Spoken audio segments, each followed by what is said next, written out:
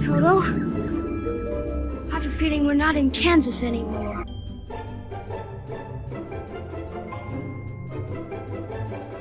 The stuff that dreams are made of.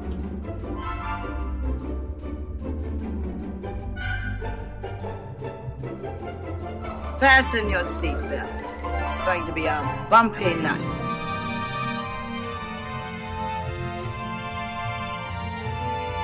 You're tearing me apart! He's looking at you, kid.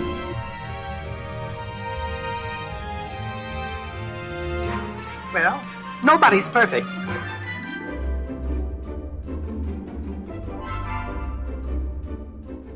All right, Mr. DeMille, I'm ready for my close-up.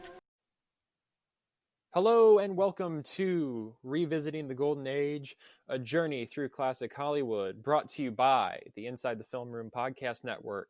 I'm your host, Josh Martin, and this is episode 3. So if you enjoyed our first 2 episodes, welcome back.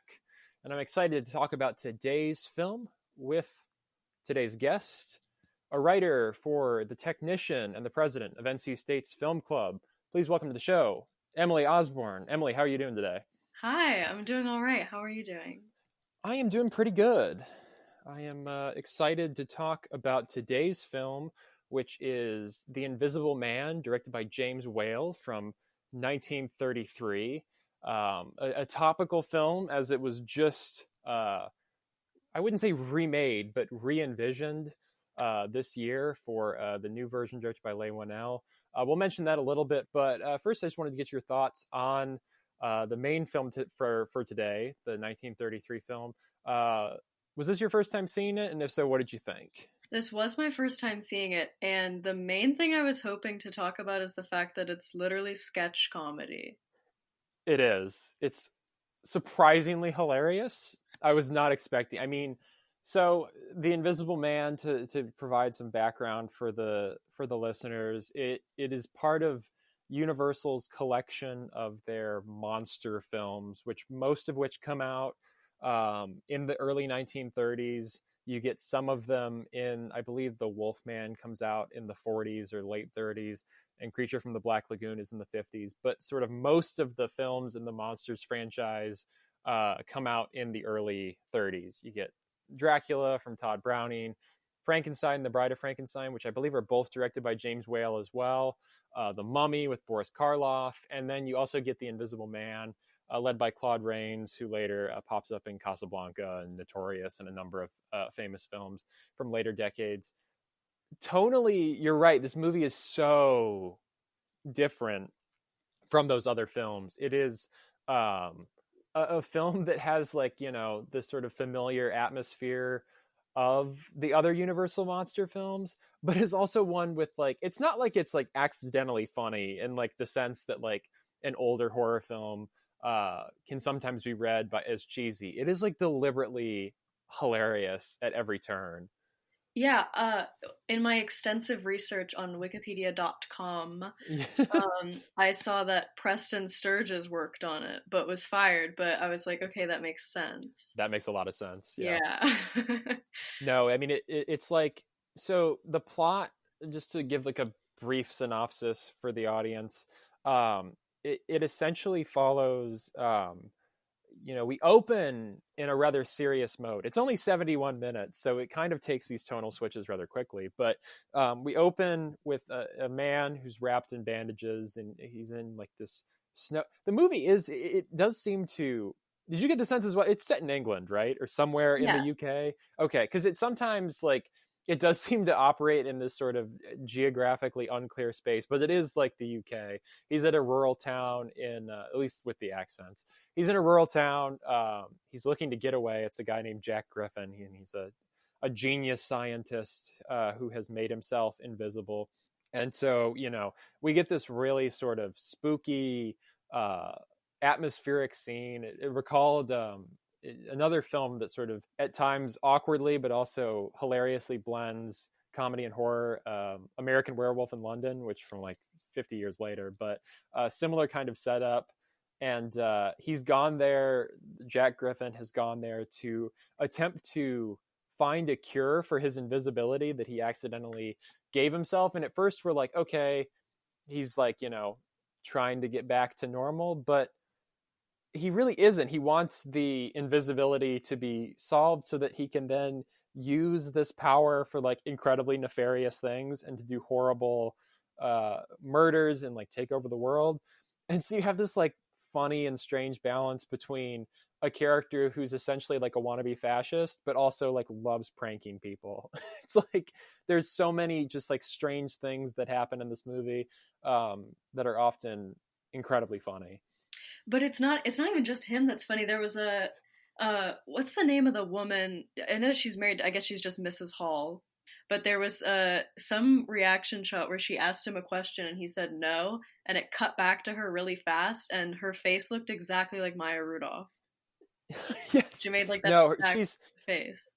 Yeah, that character is hilarious, and yeah, I mean, it gets like really, it turns into like a very like social panic movie almost, as like everybody gets word that the Invisible Man is out there and he's going to try to kill people, and so you get all these scenes of people like trying to look for him and find him, and he's just toying with everyone.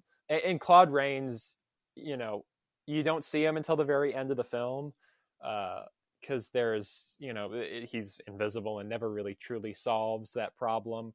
But his just the vocal performance alone is utterly hysterical, and he's so good at playing up both sides of the character, this prankster and also this sort of scientist who's slowly going mad, which is a familiar trope of the early Universal horror films. I mean, it's definitely familiar for something like Frankenstein, but this plays with it in ways that are distinct from that film, and I thought that was really interesting.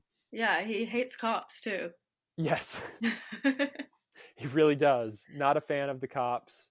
No, I mean, it's so strange, this sort of like so the plot in terms of, so you're probably wondering, if you've never seen the film and you're listening to this, why is he like all of a sudden crazy? Because that's sort of the implication, is that Jack Griffin wasn't always this way, and then when he took this medical concoction to make himself invisible, he all of a sudden became like a megalomaniacal wannabe, like a guy that projects his own superiority at every turn and wants to take over the world. Probably the most underdeveloped part of the movie is that they keep jumping back and forth between a couple of other doctors that he's worked with in the past, that were like colleagues of his, who are trying to either help him out after they know he's done horrible things or try to bring him back. And also, this was just a crazy fun fact from when I was looking things up. His love interest of sorts, that plot is terribly underdeveloped, but it's the lady from Titanic. Yeah, I was the old lady in Titanic. I was like, oh wow. And it's definitely that angle, that plot point only comes in at like a few different points. We have a character who we're told is one way at the start, and it's by nature of being so short, we never see like normal Jack Griffin. We're just kind of meant to infer, okay, at one point this was a normal guy, now he's thinks he's the greatest person who ever lived and wants to kill everyone else, which is smart and economical, and I didn't really have any problems with that. Well, the thing is that Flora's gonna fix him. Yeah.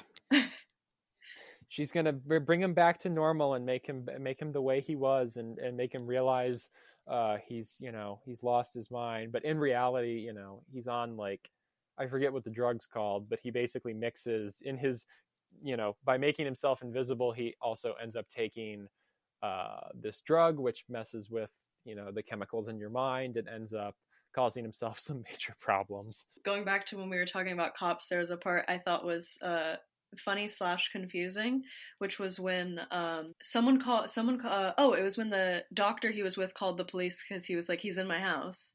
And he was like, well, I don't know. We've only got like 5 guys working right now, but maybe we can send somebody out. And then it was literally barrels of cops, like at least like 300, 500 maybe. Yeah, no, I mean, it's definitely strange. I think it was supposed to be like there was like a trick. There was, well, I can't remember if we're talking about the same scene, but there's a point where he's like tricking Jack, the guy Kemp, who he helps the Invisible Man, but he also like tries to trick him and call the cops on him, which eventually leads to the Invisible Man pushing him off a cliff in his moving car and blowing him up. Hold on. Sorry to interrupt you, but those minis of the train and the car looked fantastic. Oh yeah, I think I was browsing some Letterboxd reviews afterwards, and all of the effects in this movie, the miniatures, the effects that make Claude Rains' character look invisible, and the stuff floating around the room, everything looks so good in this film. Insanely good.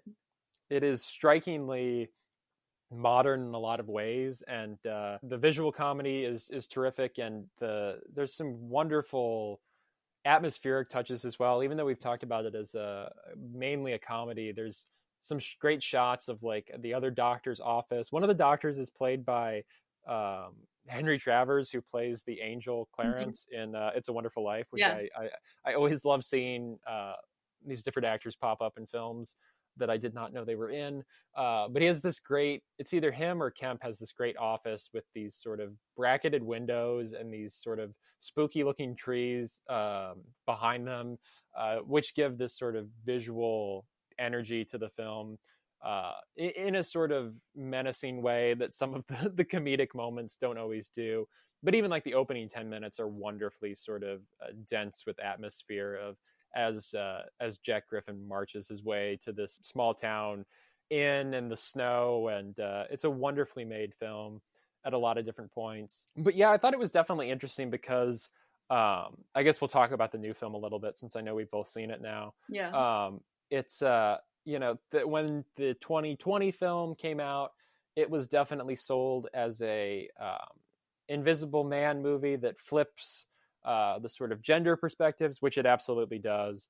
Not as funny, but also it's interesting that, we talk about a lot of times, and this is a critique that comes up a lot when people talk about revisions of classic Hollywood films, especially like I'm thinking of how everyone sort of, when Guillermo del Toro's The Shape of Water came out, and everyone was like, oh, well, it really like takes Creature from the Black Lagoon and Frankenstein and does something new with it. And it makes the monster into the romantic hero and this lovable creature. And it's like, those original films already kind of do that. And so with this one, it's not quite the same, but there are these sort of wonderful similarities between the two films. Not to rely too much on contemporary buzzwords, but one could certainly make a convincing argument that the original Invisible Man film, much like the remake, is entirely about a sort of toxic masculinity run amok. And I think that's so fascinating that was sort of the angle that was professed to be sort of new and fresh about the new film, when in reality it was sort of the more Hitchcockian elements in Leigh Whannell's film that were sort of the new revisions, and like you said, the absence of humor. Definitely apparent. When you said modern terminology, I thought you were going to talk about gaslighting. That too, yeah. I mean, that was definitely. I mean, I'm sure toxic masculinity has always been around, but certainly it feels like one that people bring up more today. But also, certainly that one was a film about gaslighting. And I mean, I guess you could take some elements of the original film and make it about gaslighting as well. Like, the scenes where they're in the tavern and all the cops are like, you didn't see anything, and then all of a sudden he's like messing with them too. So yeah. When I watched the new one, I was actually shocked that the word gaslighting did not appear in that screenplay. I've seen it a couple times, but I'm actually surprised that you're telling me this now. I would have been certain that made an appearance at some point, since it almost I was seems waiting for it. Did not, and I think I might like that. No, yeah, absolutely. What do people say? Show not tell. Yes, absolutely. No, I mean, it's definitely it's very easy at this point for films to sort of bring in certain buzzwords and stuff that make people go, this movie has themes and motifs, and like write them out in like big letters with a crayon. But yeah, I appreciate any sort of efforts to make it a little bit more subtle, and especially because I mean, it's fun that gaslighting, it is derived from that Ingrid Bergman film from the 40s, right? Mhm. Like that's where the term gaslighting comes from, which I think is fascinating. So it's already this sort of cinematic element in play that the new Invisible Man film certainly centralizes big time. Going back to the original one and the funny stuff, I do want to just talk about the first sequence when he leaves the inn and all of the there's like 10 consecutive gags. Yes. So good. That was the moment, I think, when, because I really had no concrete expectations per se of like what the film was going to be necessarily. Yeah. And it was shocking at that point when it does pivot into this this sudden shift into humor and pranks and like you said earlier, sketch comedy. I mean, you know, because the first 15 to 20 minutes establishes a certain seriousness to it that you kind of expect will carry throughout the rest of the film. Jack seems genuinely upset by his condition and desperately trying to get back to normal somehow. And so you don't really get Jack's motifs until much later. And then all of a sudden that first comic scene is what kind of clicks the rest of the film into place. In sort of an increasingly hilarious and elaborate fashion. I mean, I love some of the scenes later where he's escaped back to London or wherever Kemp is, and he's wearing like his like dressing gown, and he's just sort of like hanging out in this guy's house, and Kemp is clearly just like doesn't even know what to do. Claude Rains' character seems totally in control at every moment. And I think it's interesting too that, you know, it pairs this sort of the hilariousness of the concept, because that's certainly, it is a funny concept. Like if we were all invisible, hopefully most people would not use that to try to murder lots of people as Claude Rains' character does. But I think most people can relate to the prank element of the film in some ways, of the desire to just mess with people a little bit, which the new film certainly does not carry over. Now, would you happen to know if the funny parts were like meant to be part of it initially, or if studios were like, I feel like this should be a little bit funny because it's a little bit dark? So I was looking at at some IMDb trivia for it. I don't think it necessarily says, but it's definitely, I can't imagine it was not intentional. It seems so overt at certain places. And I did like this one. There was one anecdote on the IMDb page where it says that like in the 50s, Claude Rains takes his daughter to go see this movie, but everybody stops paying attention about halfway through because he's just telling stories about how they made it, which I thought was wonderful. Yeah, no, I mean, it definitely seems like a film that it sort of operates in two modes. It is this light entertainment, but at the same time, it seems keyed into certain sort of socio-political trends of the era. You know, this is certainly something that if you look at many of the films from Weimar Germany, many of those genre films are read in the context of what would happen in Germany in the 1930s and the rise of fascism and the rise of Hitler. And I don't necessarily want to suggest that The Invisible Man is necessarily like deliberately making any kind of commentary on like early 1930s rise of totalitarian regimes and fascist like cult of personality leaders. But there is something interesting that Jack Griffin fashions himself as this sort of Ubermensch, that he believes he's like the superior man that will like take the world and bring it to its knees. And certainly in the midst of all the comedy, that felt like the eeriest part of the film. And something that's resonated with me as I've thought back about it. I think I watched it almost a week ago at this point, but that element and a lot of the more humorous parts are still fresh in my mind. Yeah, and I think there's also something to be said about when they talk about the origins of whatever he's using to become invisible. It's very global, wasn't it? Isn't they used it in like China or something like that? Yeah. Yeah, so I think that there's maybe an implication there about, you know, experimentation and various creating soldier type vibes. Yeah, this sense of something evil that's pervading the globe, and something that is growing, and that this movement that everyone will sort of fall at his mercy at a certain point, or others. And it was definitely something that took me by surprise, and I think it so perfectly fits the performance that Claude Rains is giving here, because in one regard, when you hear him talk about stuff like that, and when you hear sort of the character's fascist impulses, and the fact that he's taken the serum and progressively gone mad from it, it is terrifying. But at the same time, a lot of the times he's pranking people in a way that is funny, and that he is this sort of dashing, debonair, and charismatic character, which makes his sort of nefariousness all the more unnerving and evil. I also think it's fun that the film sets up this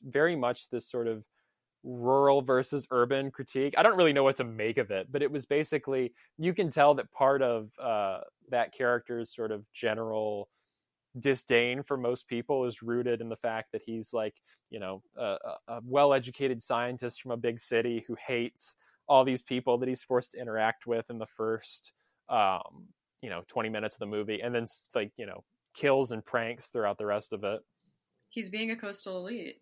Yeah, absolutely. He is full on. Yeah. We'll bring back in the modern terminology. He's absolutely a coastal elite who has no respect for the hardworking men and women of Depression era London, or England as a whole.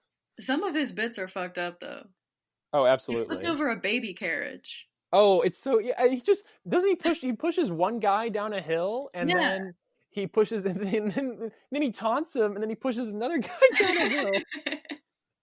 It's very, very dark comedy. I was looking at, I don't know how someone tallied this on IMDb as well. This is insane. But I'm looking through there, and apparently someone has claimed that the body count in total is 122, mostly because of the derailment of the train. Oh, I guess. That's cheating.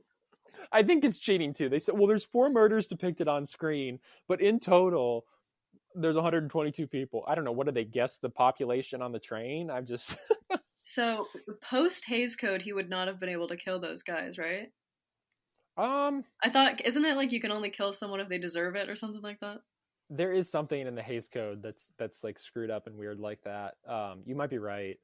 It's certainly, I think I've always imagined that the Hays Code was much more about sexuality and more than anything. However, I think this still would have, you probably would have had to cut out a few of the dark comedy bits just because of how grim it is at times. But the fact that technically in the end, Jack Griffin is still punished for his misdeeds. I think that seems to be, at least in the film classes I've taken and what I've read, the idea of like the villain being punished for their transgressions seems to be very central to the film, the Hays Code and what would follow. But yeah, I think it's an interesting question because, a lot of the films from the early 30s always surprise people because they are so either shockingly dark or surprisingly ribald at times. I know like some of the other films I've looked at in the early goings of this podcast, whether it's Duck Soup or I think I'm doing Trouble in Paradise in a couple of weeks. So many of these deal so frankly with sexuality, and this one with sort of a psychosis or, essentially he's a serial murderer. The character is sort of the protagonist of the film, but he's a serial murderer, and we're encouraged to sort of laugh at his antics while also being horrified by it. And it is fun for a film from the pre-code era to put us in such a complex viewing position. But this is definitely still like right around when the code is about to emerge. I've always understood King Kong to be a major influence in what was pushing the emergence of the code. I may be incorrect in that, though. I do not know much about the history of that, so I believe you fully. I think it was because, at least when I read it early, that it was the there's a scene, and we'll be talking about King Kong in a couple weeks on this podcast, but there's a scene where King Kong is peeling Fay Wray's dress off, and people were like, I don't know, all up in arms about that. And like many things, I mean, even in the 80s when the PG-13 rating comes around, it's not just one film, but it's like the combination of Gremlins and Temple of Doom and all these other films that leads Hollywood to sort of panic and put that in place. And so yeah, I mean, it's definitely interesting. It's certainly, I've seen most of the Universal monster films, at least Dracula, the Frankenstein films, Wolfman. This is certainly like an oddity among those pictures, and it's interesting to me that this is the one that they've been able to really make work in the modern age, that really had a successful adaptation. I mean, Dracula is infinitely malleable. We've gotten, tons of variations of that, but there hasn't really been a good Frankenstein movie in years, and they tried that Mummy movie with Tom Cruise, and that was a disaster. But something about the Invisible Man story, I think, still sort of lingers in the American sort of cultural sensibility here that makes it appealing to people, whether it is in this more sort of playful but also, sinister mode, or the new film is certainly a much more straightforward vehicle for thrills and maybe even a few jump scares. I think it's just because of how simple Invisible Man is. Like, if you want to make Dracula or Wolfman or Frankenstein, like, you got to have a lot of dressing. Yeah. But Invisible Man, it's kind of just like, he's invisible. All right, let's see what else we can do. No, absolutely. I mean, it's definitely a sort of theme that there's a visual gag or a visual theme that's still sort of appealing to people, and it's fun to watch, and it's fun to see how different filmmakers envision it. I of my limited problems with the new film, which I don't necessarily have a ton, I was really, of the extremely minimal cinematic options we've received in 2020, The Invisible Man has to be up there with some of my favorite films from the year. I am always a little bummed when films that are originally about things that are just sort of like unexplainable and strange and mysterious all of a sudden become like technologically explicable. Like in the new film, it's all about like, oh, he's got a suit and he like hits a little button and the suit is what, tricks everybody. And not that it was a bad way to do it, I think. I'm gonna take grievance with that. I think okay. Think stuff is dope. Really? Yeah, okay. No, I can see that. The type of guy I think that they're trying to create, like this like Silicon Valley, like egotistic maniac, like that is spot on to the type of guy that would do this shit. And I also think that the suit looks epic. And I think it works really well. I think it looks amazing when it starts like glitching and stuff. Looks really good. I thought that I wasn't gonna like it, but I actually really enjoyed that element.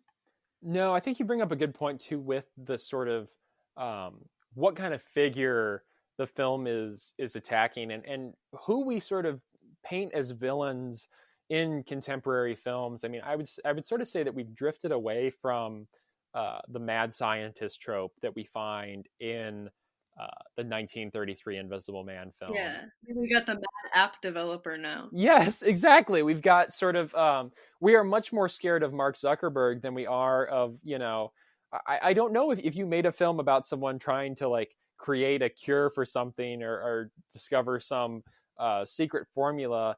I don't know if that's inherently appealing to people anymore. Meanwhile, pretty much everyone, I think in their gut knows that that these Silicon Valley tech leaders are all varying degrees of sociopaths, and I think they make really compelling villains, especially in that particular film's exploration of, like you said, gaslighting, of toxic masculinity, of this sort of it's a very much a post 2017. I mean, Harvey Weinstein influenced the Me Too movement seems to be something that the film is directly addressing, certainly in a way that the original film is not, though in similar territory of these sort of villainous male figures. And the Invisible Man story seems to represent a way of which we can engage with those figures in different ways depending on the social context that we're dealing with. Yeah, I think the new film the scenes that work best are the ones with Elizabeth Moss and whatever the Invisible Man's name is. Adrian? Is it Adrian? Adrian. Yeah, that's it. And what's her name? Cecilia? Yes. Yeah. Cecilia and all of the scenes with them, or the ones that are, just her, I think work great. I think some of the rest of the movie felt kind of underbaked for me. I really liked James. I thought he was a great actor. And the daughter, his daughter that was in, I think, Euphoria is great too. Yeah. I love the scene where she buys the ladder. That was cute. Yeah. But generally, like, I don't really know them. I don't know how he knows Cecilia. Like, everyone else just felt really underdeveloped in a way to me. But everything else was so good that I was like, whatever, that's fine. Yeah, absolutely. And I think it's interesting to see where the restrictions come in contemporary film that aren't always there in sort of what people would imagine to be a more restrictive studio era. I mean, for a lot of intents and purposes, the 1933 film is incredibly stripped down. I mean, like we talked about a little bit, there's very little context, at least at first, for who Jack Griffin is, what he's done. The film makes some attempts to invest us in the other characters, but it's pretty minimal. Whereas the new films seem to exist in this sort of horror trend where we have to have other characters at risk in order for us to feel an appropriate sense of danger. I mean, and that's sort of a continuing thing throughout that film of James and his daughter are put at risk, and that sort of increases the stakes for Cecilia. We don't really need that. I like both actors a lot, and I love Aldous Hodge and his performance in that film. But I totally agree. It definitely seems to sort of extend the plot and play into all the different twists that pop up in that movie, of which there are many. But I agree that a lot of the sort of one-on-one scenes are minimalist and striking in a way that is really fun, especially compared to what almost feels like a sort of visual lunacy or maximalism in the original film, where it's not so much playing off the creepiness of, a bottle being knocked over or the stove being turned up ever so slightly. Instead, he's just straight pushing people off, the side of a mountain. And so it's a very different style of horror and of, in one case, the presence of, in another case, the total absence of humor. I'll say another thing that I enjoyed in the new one that I think is terrifying was just the scenes where it was just the camera pointed at an empty room for an extended period of time. Yeah, absolutely. It's a film that makes such great use of off-screen space and or off-screen sound, but also empty space, like you said. And I think that was part of the reason why I was especially surprised by the original film, and that it it never really makes, like I said, beyond those sort of atmospheric flourishes that pop up from time to time, it never really makes like a whole hell of a lot of an attempt to scare the viewer. I mean, whereas the new film, whether it's scary or not, it's certainly suspenseful. And in a way that sort of struck me when, it was one of the last movies I saw in a theater, which is wild to think about. But certainly on a big IMAX screen, a lot of those scenes played really well. Yeah. I think the last movie I saw in the theater was Call of the Wild. Oh, wow. Yeah, that sucked. That was really terrible. I actually thought Call of the Wild was fine. Oh, really? Maybe I was just in a bad mood that night. I was, I would like go see a lot of stuff when I had AMC A-list. And it was depending on whether I was like, sometimes I didn't even have an interest in what I was seeing, but I would go see it anyways. Once you got used to the deep fake dog, it was like, this is kind of cute. I do. The deep fake dog, that is completely accurate. And unfortunately, I don't think I ever got over it, but it was, what was the last movie I saw? Emma was the last one I saw, which was happening right at the height of I should probably not have gone out that day, because I really debated and ended up not going. It wasn't really worth it, because I was so distracted because I would like my phone. I was basically an empty theater, and then my phone was lighting up from people like, "This movie just got delayed. This thing is closing," and I was like, "Oh, okay." Also, I've seen variations of Emma before. Not exactly like there's much new to the table, but yeah, to sort of wrap this conversation up, I Well, think Josh, wait, let's just talk about every movie. every movie. Let's just go. Yeah, This can go for 3 hours. We can bring up every movie we've seen this year. yeah. I think Of I've which hit I've maybe seen 18. New. of the, yeah, I've seen 40 some. I don't know. I mean, some stuff that came out last year on festival circuits that just hit wide this year.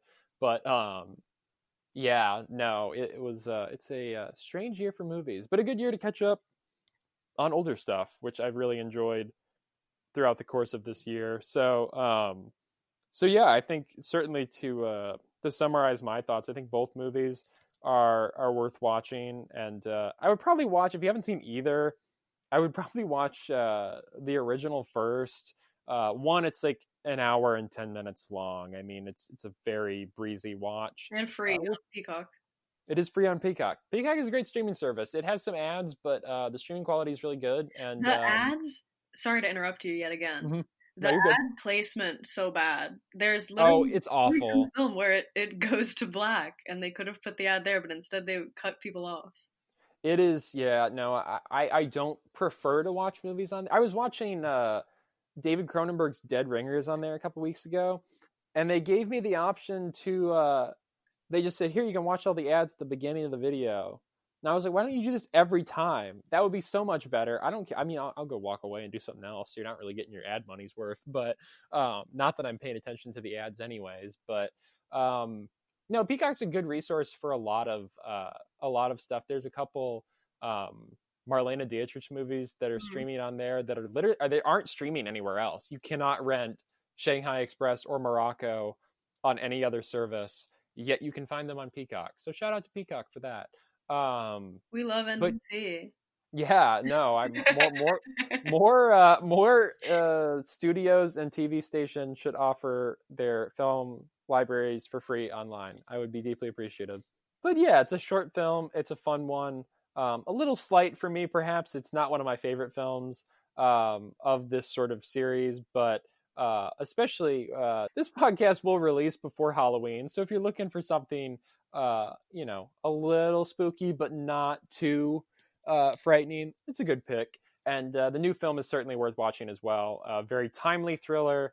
And it's interesting to compare the two and how the sort of different manifestations of monstrosity appear in both, which I really enjoyed thinking about after seeing the new one this year. So Emily, any final thoughts on The Invisible Man, either 2020 or 1933? The original, good movie, made me laugh, didn't make me cry. So points off there. It did make me laugh, did make me go ooh and ah with all of the practical FX. Yeah. New one also made me go ooh and ah with CGI, which does not happen often because I'm not a fan of it. But they did it good. I like the suit. I go back and forth on Elizabeth Moss. She is good in this one. So yeah, I agree. Original Invisible Man, funny, not really scary. Watch it with anyone. New one, little spooky. Yeah.